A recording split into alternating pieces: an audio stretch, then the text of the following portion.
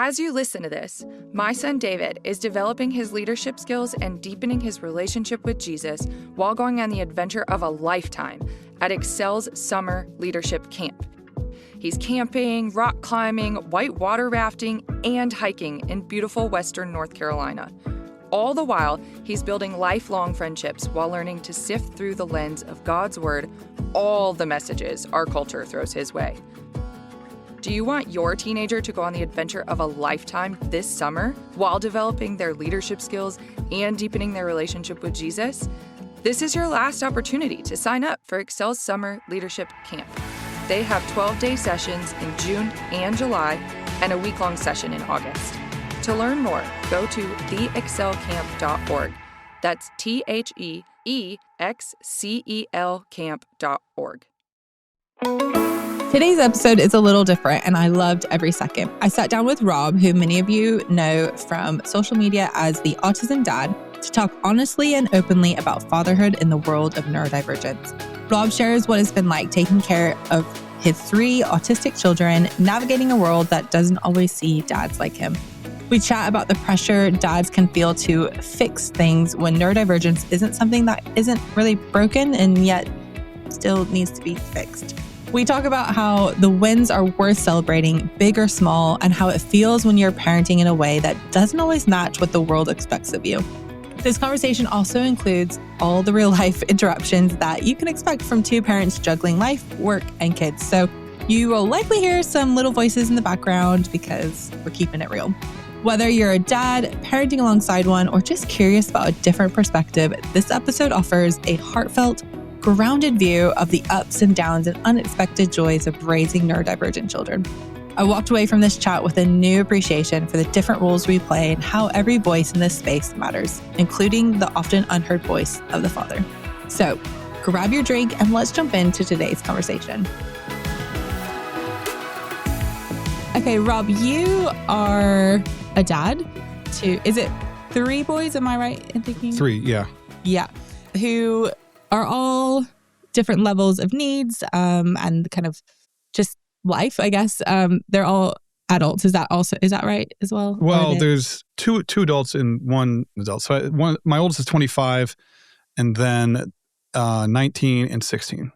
Okay. So you've been navigating the neurodiverse world for quite a few Long years. time.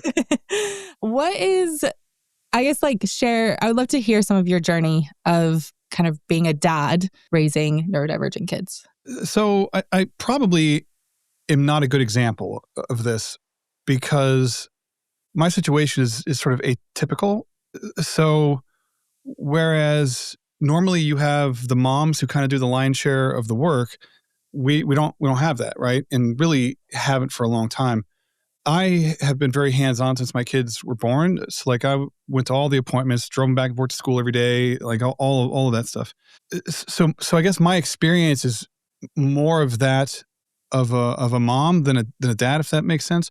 But the perspective is a little bit different. And I understand where dads come from a lot of times. I don't agree with it based on my life experience.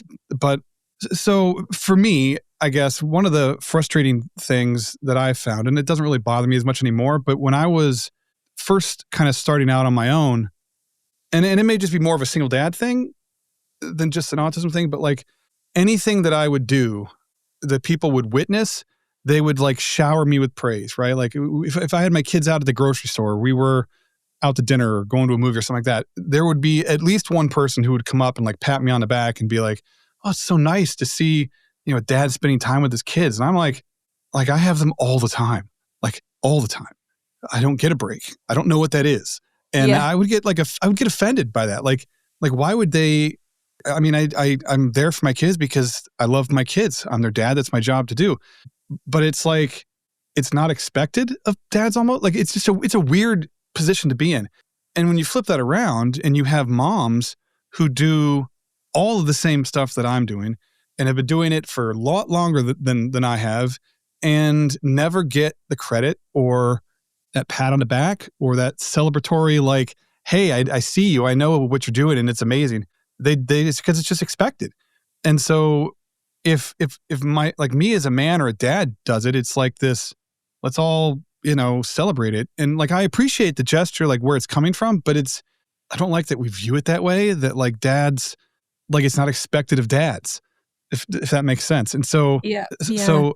like I used to get really offended by it. I would just thank people and like, ha ha ha, but like the longer I've done this, the more offensive it is, just because like women do it all the time and no one does that for them.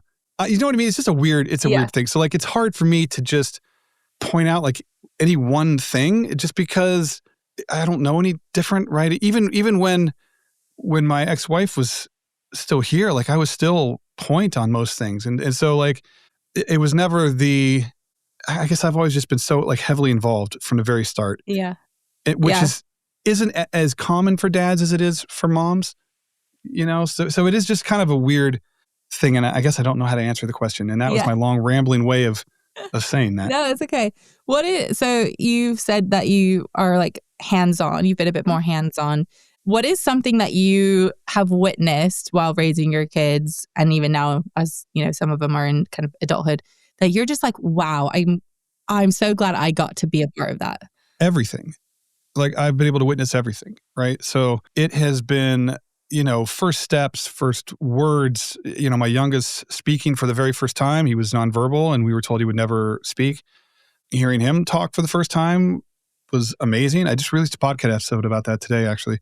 We've seen my kids graduate from high school or go to college. Emmett's 16 and he's in his second semester of college full time.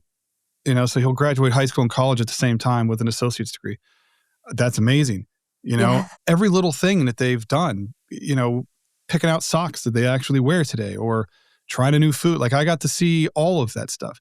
And it doesn't come without sacrifice, because it meant that I was a full-time caregiver, right? So like I had to be home working from home in whatever way that I could, and driving to all the doctor's appointments and all that kind of stuff. So like I was there for 99.999% of everything that they've experienced. And I'm very grateful for that, because not everybody gets to do that, So, and when you're an autism parent, like we seem to like we tend to celebrate more things just because like they're hard fought things. Like it took 600 pairs of socks to find one that he is okay with.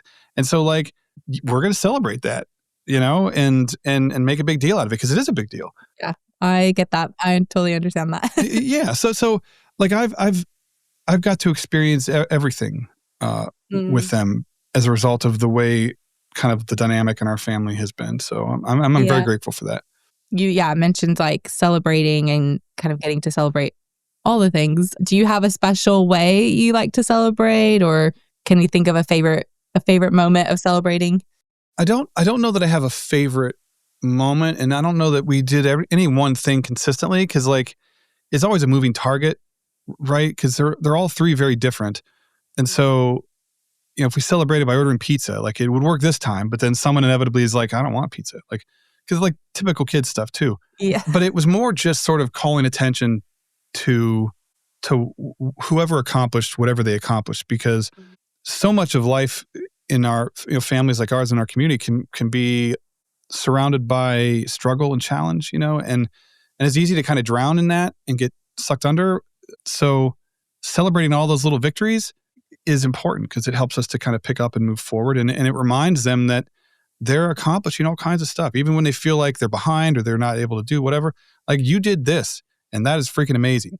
So like there was never really one thing, but we just always, maybe we did a movie night, or we whatever, just to kind of highlight, what they did to make sure they know that it's important. It doesn't go unnoticed. And that's such a good reminder for everyone of that idea that celebrating really should just be about highlighting that moment so other people can see what they've done, so it doesn't always have to be massive. It can be, it could be anything. Okay. So as, raising autistic children who are now adults, how has that changed your perspective of being a dad or a parent? I guess I don't know. Well, because it's all that I know, right? Like I don't really have a basis of comparison to what my experience would be if they weren't autistic or ADHD or whatever. But, I think that a lot of what I have learned from them has absolutely helped me to be not only a better person, but definitely a better dad, because they've taught me patience, celebrating those little victories, which means like appreciating the things that a lot of people just take for granted, kind of slowing things down and taking advantage of the time. I think we live in this fast-paced world where everybody's just like running around doing all this stuff, and we forget to focus on the things that really matter. And my kids have absolutely shown me how to kind of slow down and focus on those important things. And like I said, celebrate those wins, whatever they are. Yeah. And just like you say, kind of, I feel like what you were saying, and please correct me if I'm wrong, like Sure. You're taking it in, what you've experienced, you've just kind of, like you said, patience, like you've taken it in and you've kind of just ran with it, and I don't want to say slowly, but like you've savored it, I guess is what I'm trying to... Like, yeah, that's pretty close. I think it's like, kind of the forest for the trees thing. Like people miss the forest for the trees, right? And my kids have taught me to also see the forest, right? And I view the world in a different way than I think I would if I hadn't had this experience. And it just like, it helps me to better focus on what matters more, and be grateful for the things that I have or that we've worked for, because I know how hard fought those things were in most cases. And I tend to not take things for granted as easily as I would have otherwise. Yeah. And that's like what you were saying about you've always parented this way. You may not have known that that's, just like, thinking about for us, like we didn't know the first few years of his life that he was autistic or ADHD, but our parenting hasn't really changed loads. Like, I mean, obviously we've adapted as our son gets older, but like, yeah, that's a good point of like, I've always parented. Yeah. It's like context. It's like the diagnosis doesn't change anything, but then it changes everything.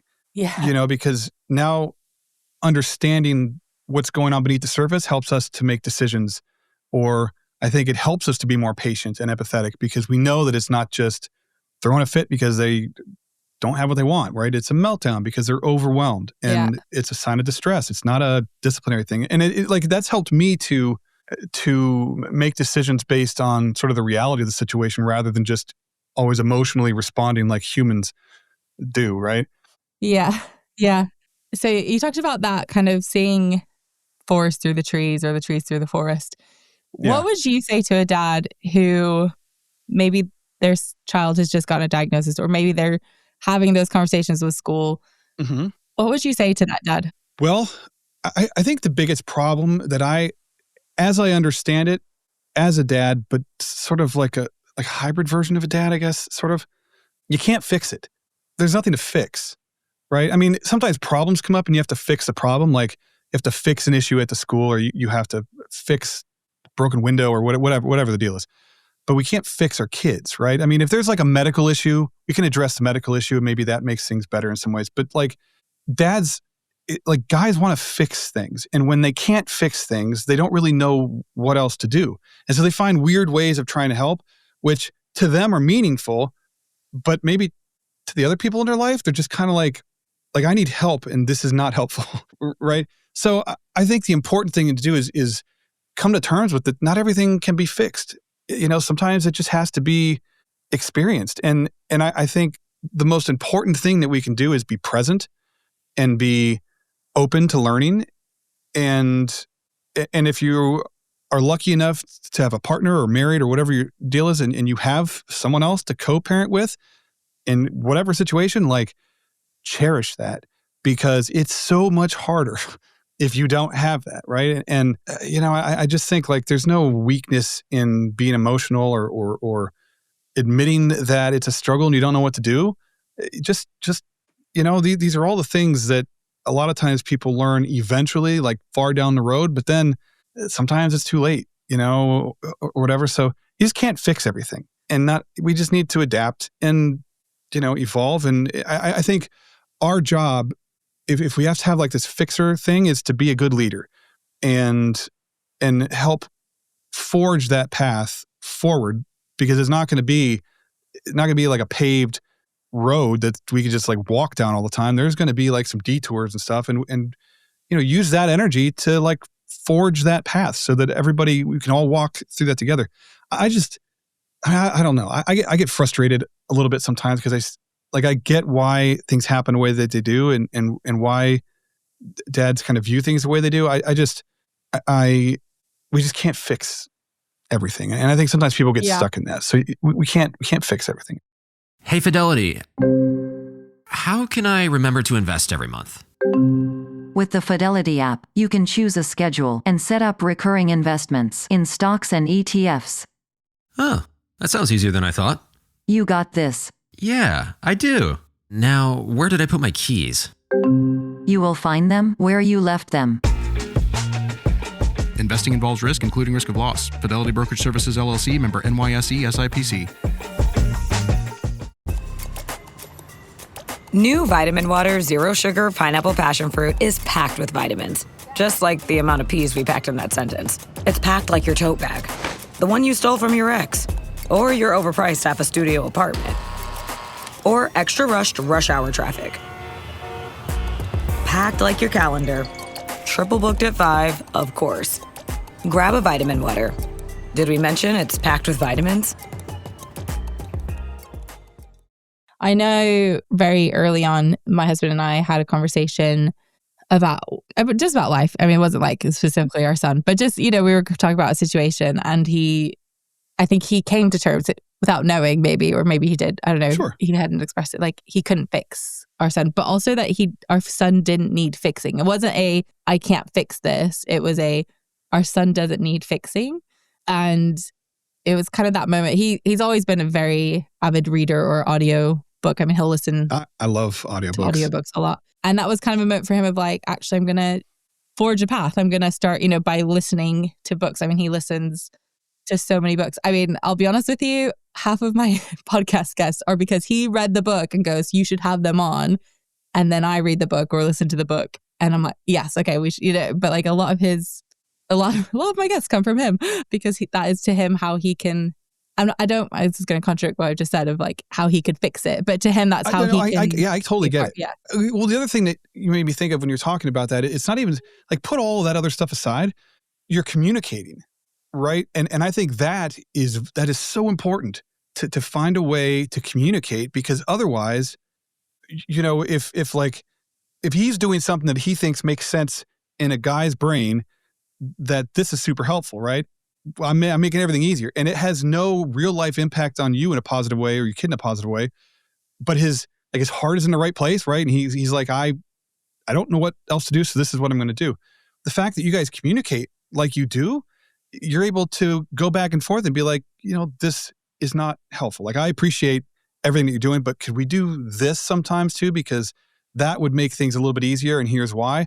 Somebody who is willing to listen and not be offended, or like, because I don't know, there's like this rejection thing too that people deal with. And so I love hearing that, because that is such a cool experience that not everybody gets. And what a great example for your kids. Like, and even the other families out there who are listening and watching, like, that's just, it makes me happy to see that, because that's like dads that are plugged in and, learning to adapt to a situation that they can't always fix, right? We can forge new paths, we can change direction, make different decisions. We might have to like build crazy things to like overcome an obstacle.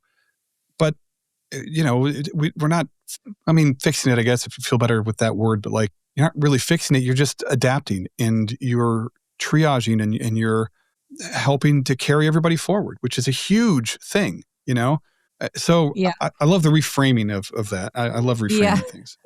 I will say, which we have talked about this before, that our communication has happened because of couples therapy. Sure. I'm a big believer of normalizing therapy. So we should absolutely try and talk about it all the time. Because the idea that, communication has taken, we've been married 10 years. So it's taken 10 years of us adapting. But it's like 20 years or 30 years of like regular life, right? And we condense all of that into this like 10-year period of time, like dog years, right? Like where every year Yes. It's like 7 years for a dog. Yes. I literally said this to my best friend. I was like, yeah. So a year ago, we were going through a really tough situation. And she said something about like, oh, that was a year ago. And I was like, was it? Like, I was like, I feel like that was about 5 years ago. Like, she was like, wow. I live in the US, right? And since December, I feel like it's been 20 years. Time is just so relative sometimes. And you can get, like it's a bad situation here. So like, it feels like it's dragging on forever and we just can't get through it fast enough. But when you're in a relationship and you guys are like in the trenches, like you gain experience and connections that takes other people much longer to do because you just cut to the chase. Like, this is what we're doing, or throw out all this other stuff that we don't need and get down to it. And that's really cool. That's really cool. So as you having ADHD, but also having to navigate all the appointments and all that, like how have you done that? How have you balanced it all? Well, we've survived. So, but I guess you can survive a lot, really. I don't know, honestly, because I didn't know I had ADHD until about 2 years ago. But now, like, everything makes a lot more sense and I can like work with my brain instead of against it and all other stuff. But, I had to triage everything constantly and decide like what was most important and then just be willing to put down the things that I couldn't carry in the moment. And then just be okay with that, and it's a work in progress because like I'm 25 years in and I still struggle with some of that stuff and finding balance. And I just had to, Kelly, my girlfriend, had to sit me down recently and like I've noticed a change in the last 6 months since you have not been working out like you used to, and I have to be reminded to kind of find that balance again because I can get really caught up in doing everything for everybody else and just not do for me because it's a lot easier for me to do that than to take time for me. But you burn out. Before chaos completely ensues in my house, I would love to know, what do you want the world to know about neurodiverse people? They're just people. I think that one of my biggest mistakes as a parent was I was so caught up in symptoms and diagnoses and things like that I was not always recognizing that my kids were still kids. And so I would tie everything into like, oh, well, they're autistic, they can't help it, or oh, they have ADHD, they can't help it. The reality is there's a lot of times that they could. And they were little turds about it sometimes because like there was at one point I realized I was wrong, like where I really had gone wrong because they would start using it as an excuse. Like, you can't say that to me, Dad, I'm autistic. And I'm like, oh, we are not doing that. But they're still kids, right? They're still adults. They're still people. They're still humans. They just are wired a little bit differently. They experience the world a little bit differently. Maybe they communicate differently, but they're just as valuable and important, and they bring just as much light to the world as anybody else. And we just have to take the time to see it for what it is, and maybe cut through the wrapping, a little bit, and see what's going on beneath the surface. Because everybody has value, and there's so much value in neurodiversity. We don't need to be afraid of it. Yeah, that's a good point. That they're kids and they're humans. So yeah. You have a podcast. Do you mind saying what your podcast is, what it's about, and where they can find you? Well, it's the Autism Dad podcast. We're like halfway through season 8. Well, we're just starting season 8 right now. Everything you can find is they're on all the podcast players. Just look up the Autism Dad, or you can just go to theautismdad.com, and I built like this nice little like link tree thing. So if you go there on your phone, which most people do, you can find all of our stuff.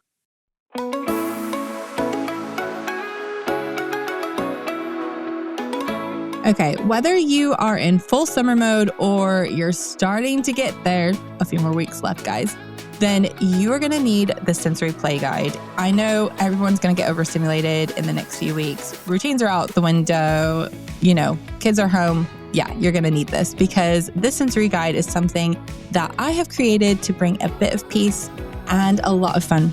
And it doesn't require a trip to the store or loads of prep. This guide is filled with easy sensory activities using things you already have at home. Think kitchen items, water play, creative ways to keep those little hands busy and those bodies regulated. It's perfect for those what do we do now moments when you need a breather and your child needs something to do.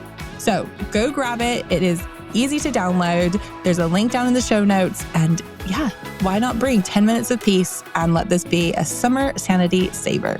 Make sure you're following the show on your favorite podcast app so you never miss an episode. When you hit follow, each new conversation drops straight into your feed. It's easy, automatic, and ready when you are. Go have a great day, and we'll see you next week.